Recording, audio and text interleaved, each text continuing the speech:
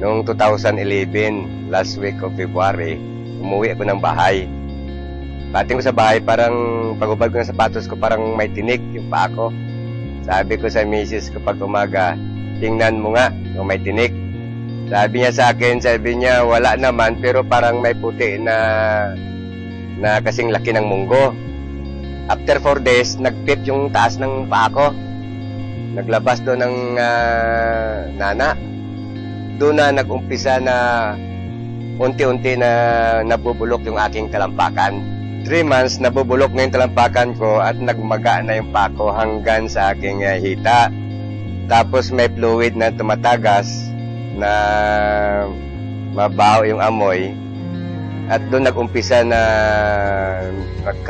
kinain ng uod yung paa ko, nagkaroon ng uod. Kinain ng langgam yung mga bulok ng paa ko.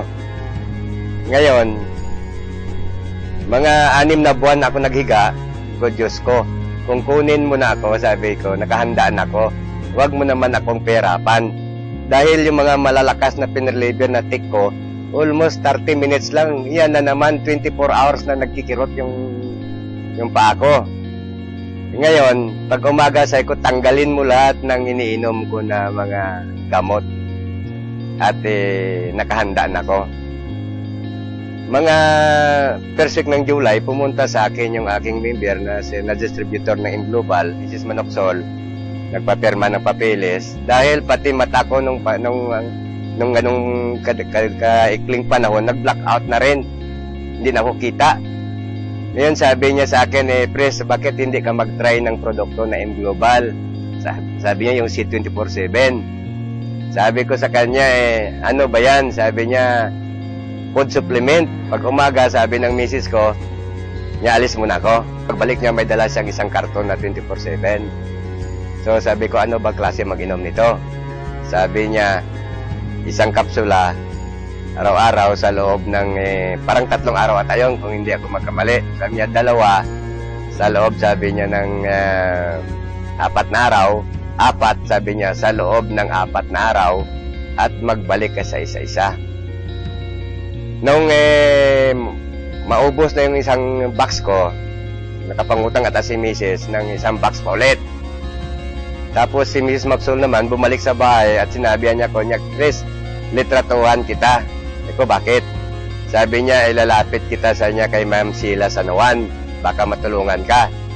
So hindi ko na in-speak na tulungan ako dahil di ko naman kilala. Ikalawa, hindi naman ko membro ng Global.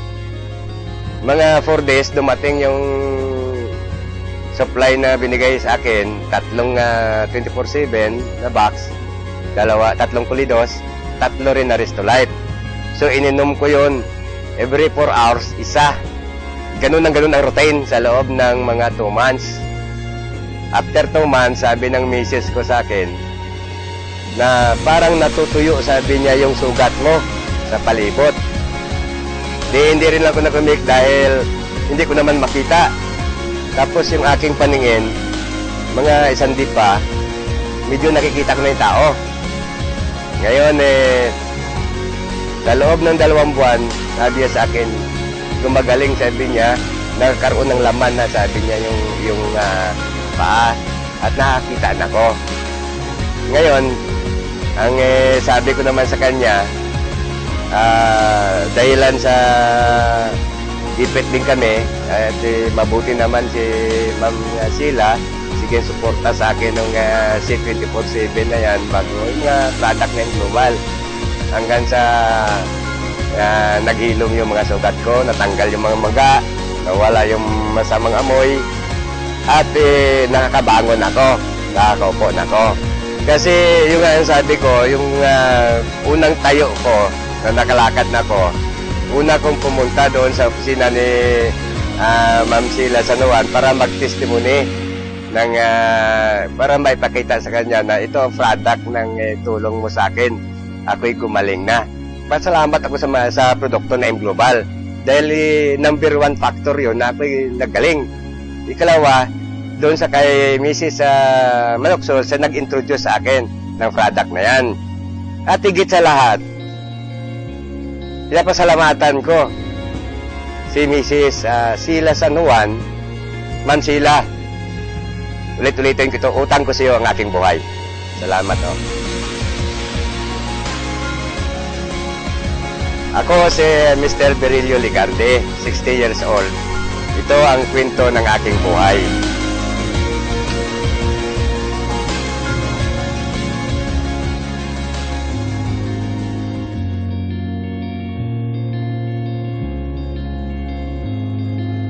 Ako po si Joylina Inciso, anak ko po si Ivan.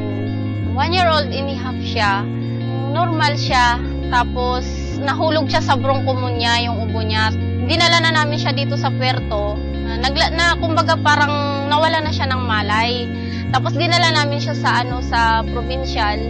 Tapos pagdala namin dun, mayroon daw siyang tubig sa baga. Tapos nagkaroon siya ng acute na infection sa dugo. Tapos nung nagaling din kasi kumbaga private doctor din kami. Tapos yung 1 month kami doon sa provincial.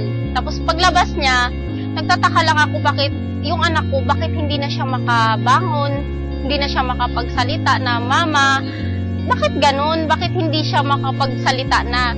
Ang ginawa ko, naghanap ako ng therapy hanggang nakilala ko si Dr. Socrates. Nag-board kami sa Baltan para maano siya ng therapy niya. Nung na-therapy na siya, amat-amat, natigilan na rin yun kasi lumipat na kami sa Siksikan, medyo malayo na, minsan may pamasay, minsan wala. Talagang nagpursige ako na matuto sa therapy nila. Natuto na ako na nagtsatsaga na mag-therapy sa kanya. Tapos dinala namin din siya sa abularyo, dinala rin namin siya sa para lang na mahilot siya. 3 years old siya, pinaaral ko na siya para matuto siya at mahalubilo sa mga bata.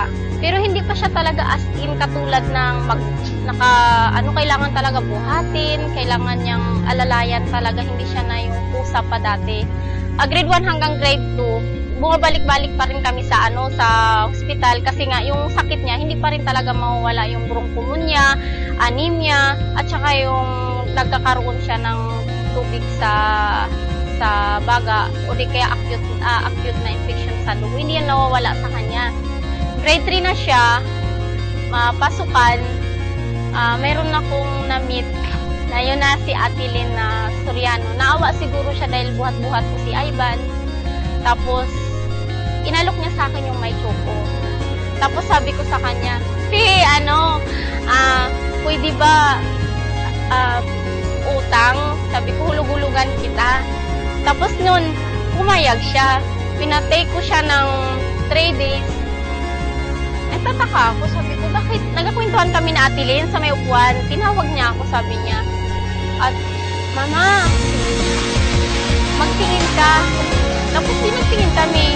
Yung pala, maglakad siya. Tumayo siya at maglakad. Tapos pagdating naman sa bahay, hindi na siya mapakali. Gusto niya yung magtayo, maglakad talaga. Siyempre, maliit lang yung bahay namin, walang space. Lagi ko siyang pinakusip naman. Susunin mo na yung sarili mo at huwag kang magpadalo-dalo baka mamaya mapaano ka. Tapos nung tuloy-tuloy na yung may tuko niya hanggang naubos na, nagpursige na talaga siya na maglakad. Dinala namin sa sports complex para maglakad siya hanggang makalakad na siya ng 10 hakbang. Tapos pagdating naman sa bahay, ganun din, hindi na siya mapakali. Hanggang inalok na naman sa akin ni Ate Lynn yung pulidos at saka yung complete. Pinainom ko rin naman sa kanya. Tinuloy-tuloy ko yun hanggang ngayon. Yun ang nakikita kong malaki improvement na sa kanya. Nakikita ko na may posibilidad na talaga. Kaysa sa mga kabati niya na nakahiga lang, hindi kumakain ng kanin, naka-wheelchair na yung iba. Ang gusto ko lang pasasalamatan talaga yung Global. Kung bakit dumating sila sa buhay namin. At lalong-lalo na kay Ate Lynn Soriano at sa staff ng Global, kay Ma'am Chi, na tinulungan niya rin kami para makasurvive si Ivan sa case niya na cerebral palsy. Sa tulong niyo po na kung hindi dahil sa Global, hindi po bumangon yung anak ko at nagpursiging maglakad. Sa ngayon, diretso-diretso pa rin ang pagtitake ni Ivan ng complete, kulidos, at saka yung may chuko, para unti-unting makaka-recover yung katawan niya. Itutuloy-tuloy lang namin yung complete at saka yung ibang products na makakatulong sa kanya. Ako po si Joylyn Inciso, 30 years old. Ako po yung nanay ni Ivan Inciso.